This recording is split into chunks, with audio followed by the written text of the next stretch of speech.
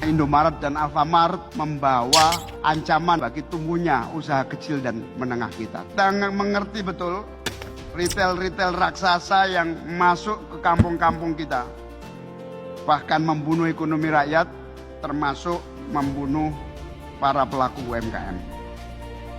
Terus terang, raksasa gurita itu bernama Indomaret dan Alfamart yang betul-betul membawa ancaman dan bahaya bagi tumbuhnya usaha kecil dan menengah kita. Tepuk tangan untuk para bupati.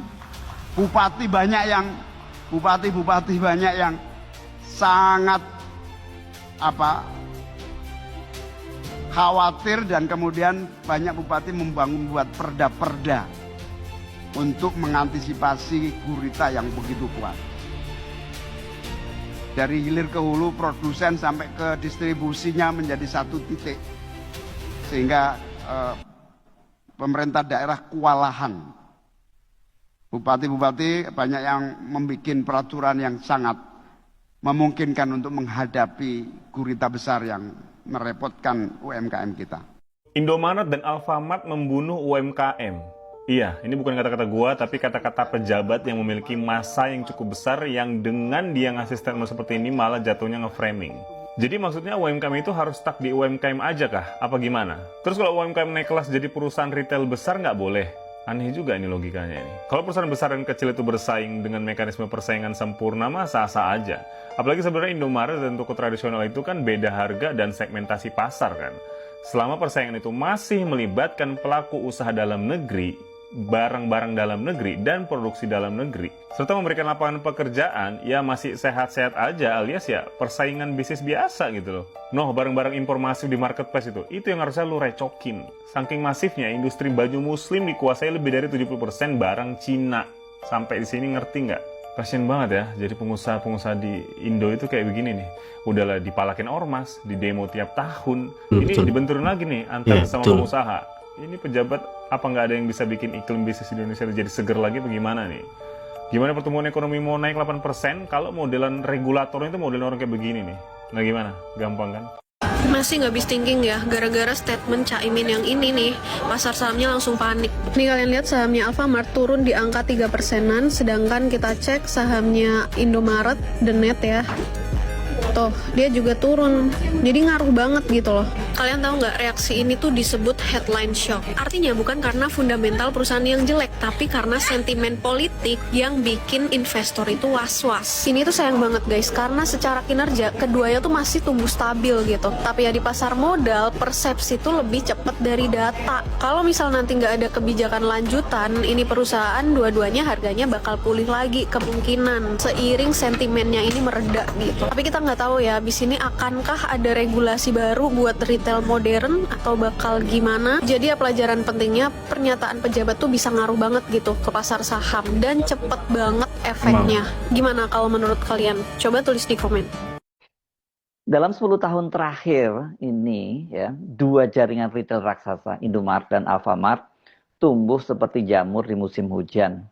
Kini mereka sudah masuk sampai ke kampung-kampung, dan di kampung-kampung pun juga sampai di mulut-mulut gang ya. Saya kira di tempat-tempat Anda juga seperti itu ya.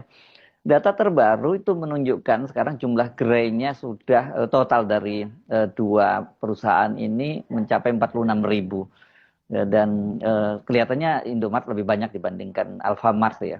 Tapi angkanya nggak selisih terlalu jauh, karena kan sudah polanya sudah bagus. Setiap kali ada Indomaret dibangun ada Alfamart, atau sebaliknya ada Alfamart kemudian nggak jauh di situ akan dibangun Indomaret, seperti itu ya. Tapi di balik pertumbuhan itu, ribuan warung kelontong dan usaha rumahan justru tutup. Mereka tak sanggup melawan modal besar, rantai pasok raksasa, dan promosi yang tak terjangkau oleh UMKM. Paling yang bertahan itu warung-warung Madura ya, yang mereka buka sampai 24 jam gitu ya. Ya tapi itu jumlahnya nggak seberapa ya dibandingkan Indomaret dan Alfamart. Di tengah situasi itulah muncul pernyataan keras dari seorang menteri koordinator.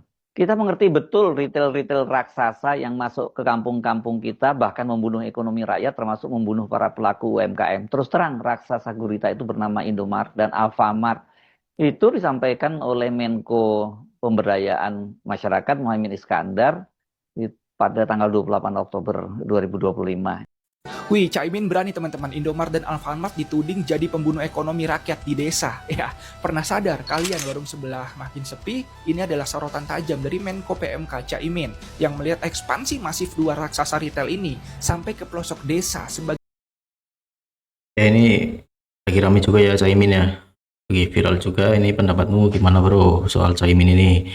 Apakah ini benar-benar berpengaruh pada sembako-sembako retail-retail yang ada di desa daerah yang terpelosok ya? Ini kan juga sudah mulai masuk-masuk memang ya. Tapi nggak harus gitu juga ya bro. Maksudnya kan dia kayak Indomart, Alfamart kan juga mencari rezeki kan. Ya awalnya kan juga retail begitu ya. Kalau sudah jaya ya ginilah bro di Indonesia. Kalau sudah jaya mesti diakal-akalin melalui pajak maupun peraturan begitu ya bro. Itu di Konoha.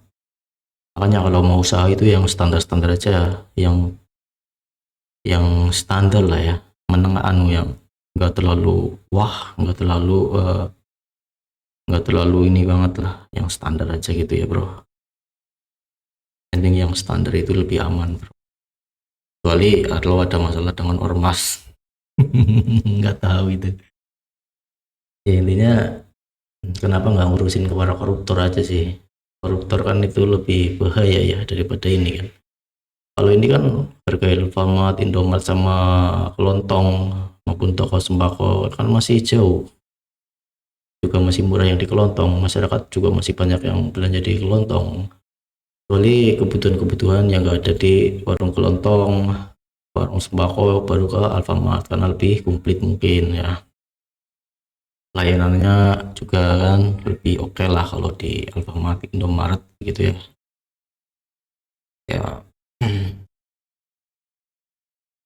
ya paling pesan saya ya analisa dini lagi lah ya, Caimin ya.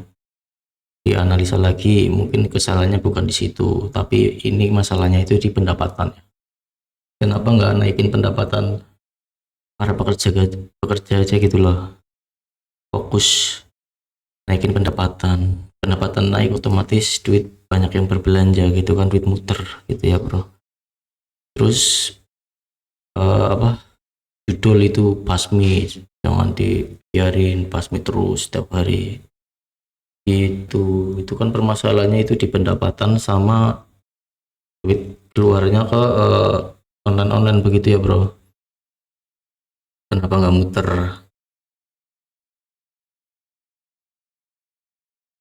Ini pemain pasar juga kan, pasar saham. Saya juga pemain kan. Maksudnya ya memang lagi kurang bagus lah ya persahaman itu lagi kurang bagus ya bro menurut saya ya. Alfamart, Indomaret ya bener, dua minggu kemarin baru naik. Nah ini berita ini turun lagi begitu ya bro.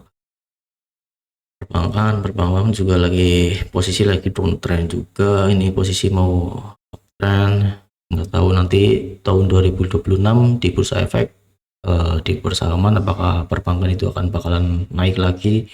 Ini kan sudah turun lumayan juga ya, harga diskon semua ini perbankan gitu ya bro. Yang mau main pasar saham juga belajar lah investasi gitu ya, lumayan. Ini permasalahannya itu di judul gitu loh, itu yang harus dipasmi. Terus naikin pendapatan ya, itu solusi dah. Sama lowongan pekerjaan, bukan malah nyalahin pekerjaan orang, disalahin gitu, nggak bisa gitu. Oke lanjut. Hari ini masyarakat dikejutkan dengan statement dari Caimin yang mengatakan bahwa raksasa retail bernama Indomaret dan Alfamart ini mengancam UMKM. Tentu saja statement dari Caimin ini menimbulkan keriuhan di media sosial. Pertanyaannya adalah kenapa Indomaret dan Alfamart bisa sedominan ini, bisa sebesar ini? Tentu saja juga tidak luput dari peran pemerintah yang memberikan izin. Iya benar. Tidak mungkin kan Indomaret ini bisa besar, bisa mendominasi kalau pemerintah tidak memberikan izin pembangunan Indomaret dan Alfamart. Iya. Kalau sekarang pemerintah sendiri merasa bahwa dominasi dari retail-retail ini mengganggu UMKM, ya mereka dulu kenapa kasih izin? Kenapa kasih izin sebebas ini? Dan kalau pemerintah pusat mengatakan bahwa izinnya itu ada di pemerintah daerah, ya tegur dong pemerintah daerahnya. Jangan menyalahkan Indomaret dan Alfamart. Iya, betul. Karena pada dasarnya setiap bisnis itu pastinya mau berkembang, mau besar dong. Kalau mereka dikasih izin, mereka dikasih fasilitas untuk berkembang dan besar, ya jangan salahkan kenapa mereka bisa sebesar ini. Iya, yang mengizinkan juga pemerintah. Pemerintah dari dulunya kan ngizinin. Giliran udah diizinin malah bikin peraturan kayak gini kan. Nah, ini Caimin juga menyampaikan bahwa Alfamart Indomaret membawa ancaman ancaman besar ya untuk kalangan menengah dan ke bawah. Emang ya itu tergantung manusianya sih ya, mau kerja apa enggak. Kalau nggak mau kerja ya nggak punya duit gitu ya bro. Intinya itu di pendapatan sama lowongan pekerjaan, udah itu beres. Pendapatan naikin, lowongan kerja naikin, dibanyakin. Gimana caranya ada lowongan pekerjaan itu pemerintah mikirin, dibuatkan pabrik apa gitu, nggak usah nyalahin usaha orang gitu ya bro. Ngelikin ini kan usaha juga pengennya kan maju ya kan, kita nggak usah maju dipajakin, dibikin peraturan yang agak lain gitu ya bro, kan nggak masuk akal gitu bro. Ya mungkin sekian dulu ya bro, maaf bila ada salah kata ya bro.